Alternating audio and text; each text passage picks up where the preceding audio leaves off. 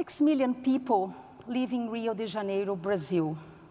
Of those 6 million, 1.4 million, or almost 1 in 4, live in slums called favelas.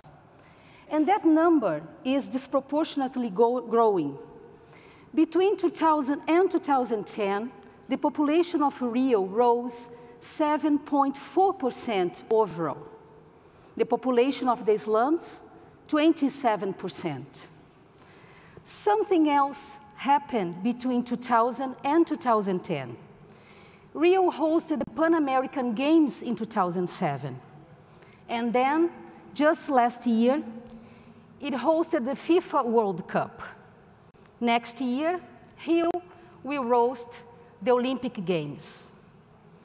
I want to talk to you today about how these global sporting events don't just play out in stadiums, but also in slums. That in fact, that's a larger game being played around these elite development-driven sporting events. And even if communities don't know if it is happening, they lose over and over again. But if communities organize to play defense, or better yet, offense, they can change the outcome.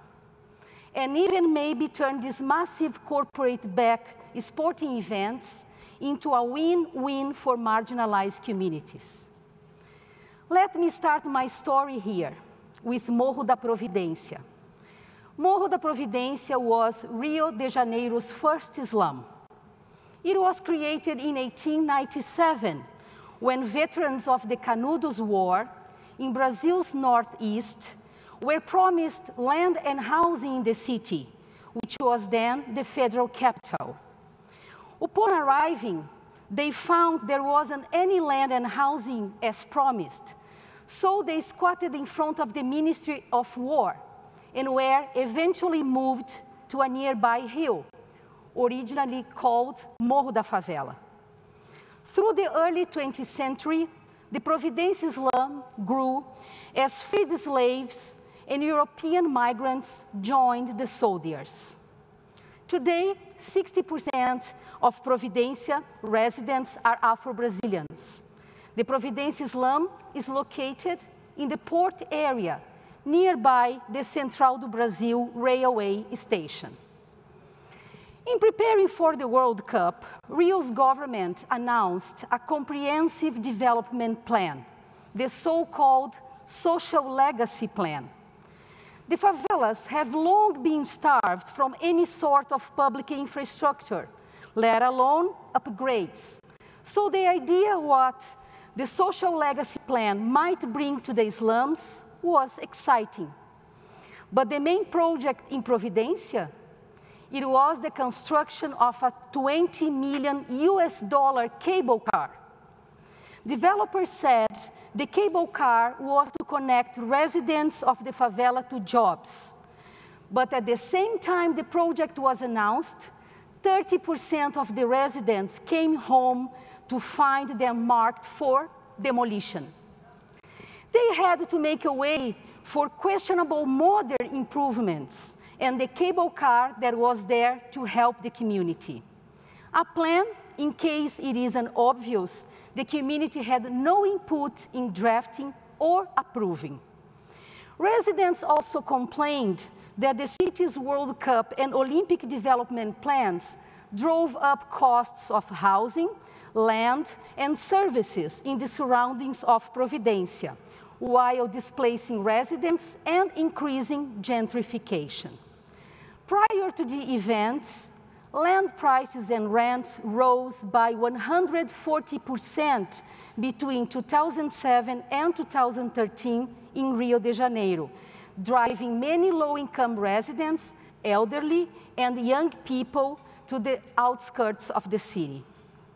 So, story after story, report after report, shows that while mega sporting events around the world are agreed to on the promise that the resulting development and legacy will benefit everyone, case after case, wealthy developers get all the gains, while residents end up no better and in most cases worse off. According even to the government, during the World Cup last year, 250,000 families were displaced and threatened with forced evictions across the 12 host cities. So, this is not a new story. What is new is what the residents of Providencia did in response.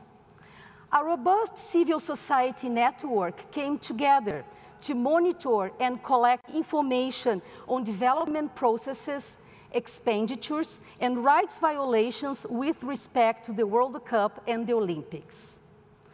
Called the Committee on the World Cup and the Olympics, it helped residents speak out against harmful development plans and organize to get compensation and even alternatives. Mind you, the government had given special legal exemptions to the developers and therefore circumvented planning and development laws, restricted civil liberties, waived mandatory environmental analysis, banned local and informal businesses, and criminalized public protests. The impact of such measures are felt disproportionately by those who are already not well protected, such as those living in insecure housing or informal jobs, or those already suffering from marginalization and discrimination. So, the Popular Committee helped fight back. For instance, working with the Public Defender's Office and the Institute of Urban and Regional Planning of the Federal University of Rio de Janeiro, the Popular Committee suspended eviction orders on behalf of 800 families in Providencia. Attorneys successfully pointed out that development plans had violated federal laws that require community consultation. And then, playing offense, the Popular Committee pressured the government to create and implement a real social housing development plan that would benefit low-income residents and slum dwellers. Although most of the housing is being planned for construction outside the perimeter of the area of the Urban Operation Project, poor residents and civil society organizations managed to get the promise from the municipal government that public and private land will be allocated for affordable social housing, and that 5,000 apartments for low-income residents and 2,000 apartments at affordable rents will be constructed. The communities and their supporters will monitor the implementation of the plan and will also help community win reasonable settlements for those who were already displaced from Providencia and elsewhere. So, what lesson should we learn from this? That global major sporting events like the World Cups and the Olympics may mean big financial wins for big businesses, but are generally losing scores for marginalized communities? Yes, that's correct. But that's not maybe the most practical approach to take. Instead, if Olympic Games and the World Cup and these mega sporting events are going to continue to take place, and this is a safe assumption, then communities need to play the game too. They need to play defense and offense, or they are going to be mowed over, metaphorically and even literally. The private sector and governments directly and indirectly put billions of dollars into these efforts. In Rio alone, the cost of the Olympics is estimated to total $10 billion US. And bear in mind, a lot of the infrastructure built for the Pan American Games isn't even being used. It is being bulldozed to make way for new venues and stadiums. A velodrome, which cost $3.5 million US to build, is being knocked down because it doesn't adhere to Olympic standards. Another aquatic park and athletic stadium were going to be demolished to make room for a parking lot until community residents protested the plan. And still, even though the official line is that 50% of the funding for the games comes from the private sector, there are all sorts of tax exemptions and public loans and fiscal incentives that aren't counted in that number. 90% of investments for the Olympics are spatially concentrated in two areas: the port area, where the Providencia is located, and in the Olympic Park, located outside of the center of the city. The plan is to create new centralities conducive for businesses and for high-income housing, cleared of poor communities. The high-rise 31-building athletes' village being constructed nearby the Olympic Park, after the Games, it will be converted in luxury apartments. This lack of inclusiveness is being felt by another low-income community, the Vila Autódromo, located on the edge of the Olympic Park. Residents are also being forced evicted from their homes to make way for the Games facilities, although most of them hold land concession titles valid for 99 years, granted by the state government. Many residents ended up at Vila Autódromo by being evicted from other areas of the city to make way for other urban development projects. Is this fair? Although compensation and nearby alternative housing is being provided, the 190 remaining families are still resisting evictions.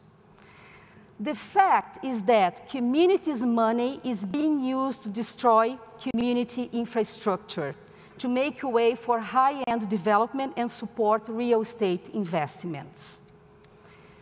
This is the trend. This is the way these projects happen. In fact, the Olympic and the World Cup development projects are just mega examples of how elite economic development usually happens in general. But in the case of global sporting events, we should now know the underlying game and help communities prepare. Just like government and business elite organized to lobby for such sporting events in the first place, we must help communities organize to defend their interests from day one. In Rio, we were able to stop some bad things and promote some good development. But frankly, communities were late to the game. And the government did not prioritize listening to communities, nor being accountable or transparent. If you know more about how this pattern tends to repeat itself in cities across the globe, we can predict it and share our playbook with communities for defensive and offensive strategies to deploy. Olympics and the World Cups and other massive sporting games need not be a losing proposition for communities if they get in the game and fight. Thank you.